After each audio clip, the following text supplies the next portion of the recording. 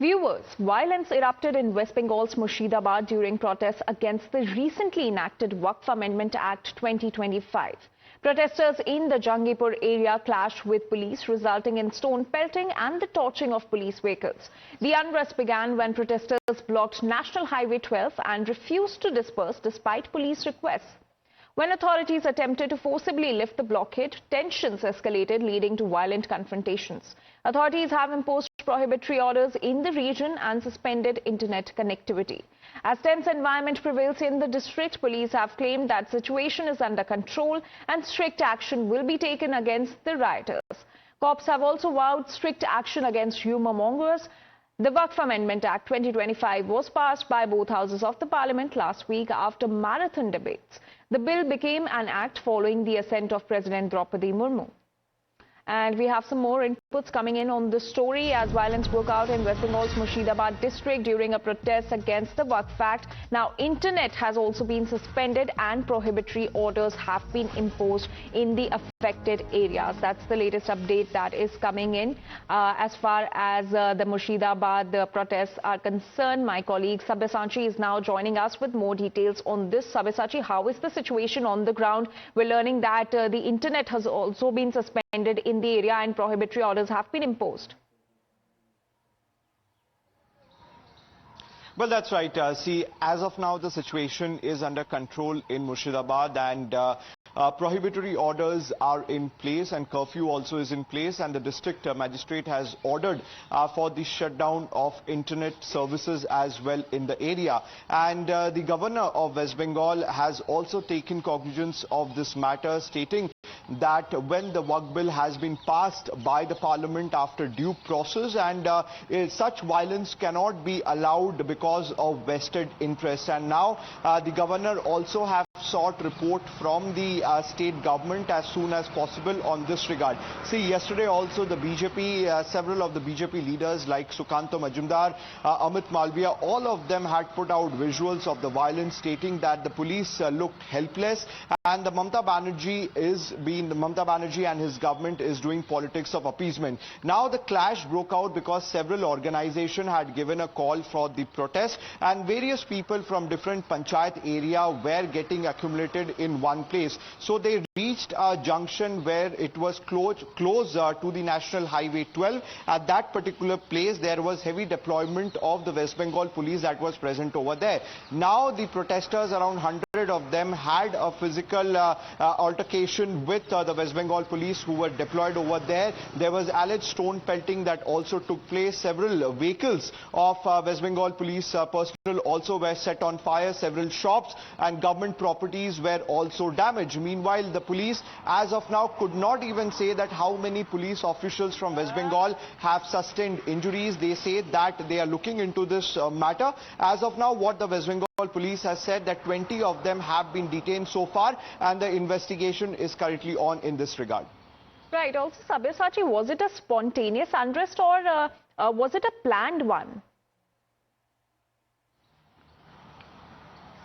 Well, see, definitely it was a planned one because in Murshidabad, which has been one of the most sensitive areas in West Bengal, over the last few days, several organizations have been giving a call time and again for protest against the Waqf bill, whether it is the SDPI, who is very much active in Murshidabad, or several other small organizations, and all these organizations united, they had given a call. So there was beforehand, the police knew that this protest march is going to take place and due arrangement was also taken place. See, the altercation happened when the West Bengal police tried to speak to the protesters to leave the National Highway 12 so that the road blockade can be cleared. At that particular time, the protesters did not listen and that led to the altercation. In fact, what is interesting to note is that one of the West Bengal government's cabinet minister himself has said that the police had used lathi charge on the protesters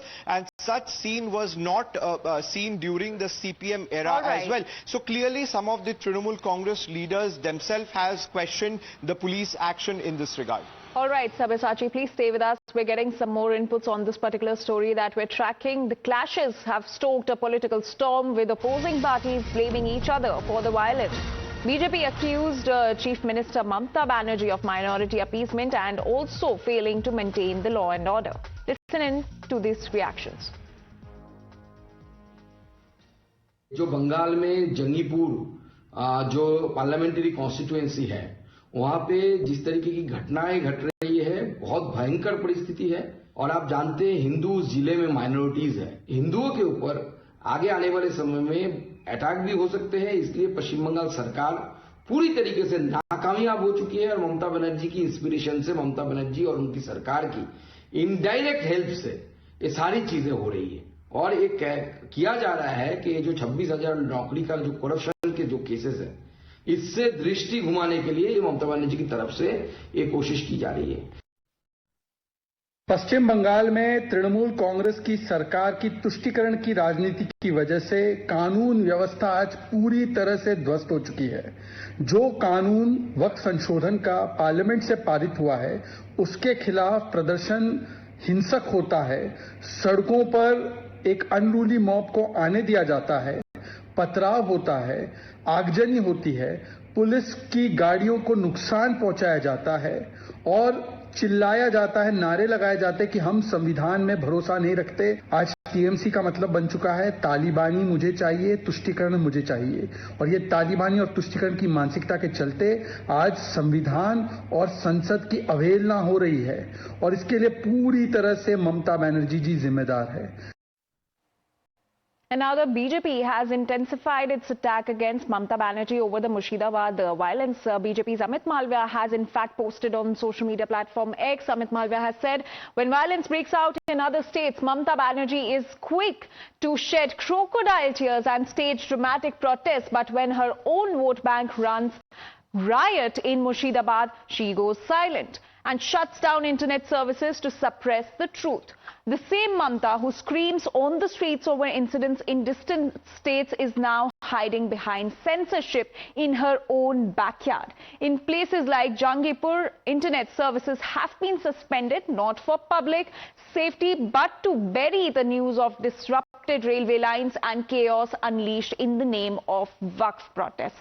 This is the real face of Mamata Banerjee. No respect for the constitution, no regard for the Supreme Court, and a police force that claims everything is under control while digital blackouts are imposed for days. If everything is under control, why the internet shutdown? What exactly are you trying to hide, Mamata?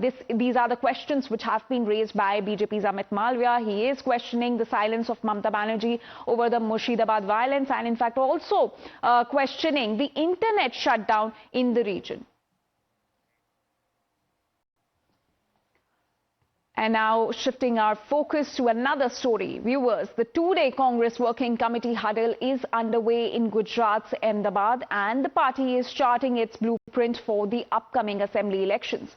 Remember, Bihar goes to polls in 2025 and this will be followed by polls in 5 states in 2026 and the big Uttar Pradesh elections in 2027. Now, as the party looks to regain lost ground in many of these states, leader of opposition in Lok Sabha, Rahul Gandhi, has had some advice for the party leadership and its cadre.